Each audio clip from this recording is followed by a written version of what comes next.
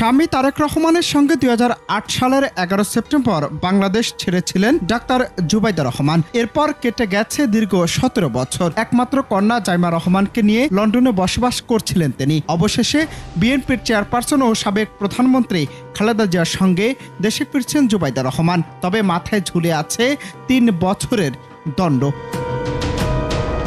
জ্ঞাত আয় বহির্ভূত সম্পদ অর্জনের অভিযোগে 2008 সালের 26 সেপ্টেম্বর তারেক রহমান ও তার সহধর্মিণী জুবাইদা রহমান ও জুবাইদা রহমানের মা ইকবাল মান্দ বানুর বিরুদ্ধে কাফরুল থানায় একটি মামলা করে দুদক।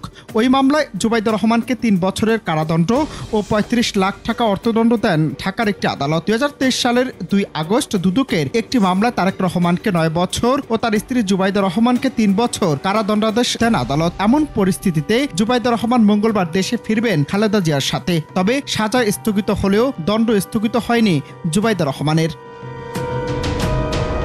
তবে দণ্ডাদেশ থাকলেও তার দেশে ফেরার কোনো বাধা নেই বলে জানিয়েছেন দলটির আইন সম্পাদক ব্যারিস্টার কায়সার কামাল। অভিযোগ করেন, জিয়া পরিবারকে হেনস্থা করতে চাকরিচ্যুত করা হয়েছিল তাকে। 2008 সালের সেপ্টেম্বরে মুক্তির পর স্ত্রী জুবাইদা রহমান ও মেয়েকে নিয়ে চিকিৎসার জন্য লন্ডন যান তারেক রহমান। এরপর থেকে সেখানে আছেন তারা। স্বামীর সঙ্গে লন্ডনে যাওয়ার সময় শিক্ষা ছুটি নেন জুবাইদা। স্বামীর চিকিৎসা শেষ না হওয়ার কারণ দেখিয়ে একাধিকবার ছুটি বাড়ানোর আবেদন করেন স্বাস্থ্য মন্ত্রণালয়ে। সবশেষ আবেদনটি যৌক্তিক মনে না হওয়ায় ছুটি মঞ্জুর না করে বরখাস্ত করা হয় জুবাইদাকে।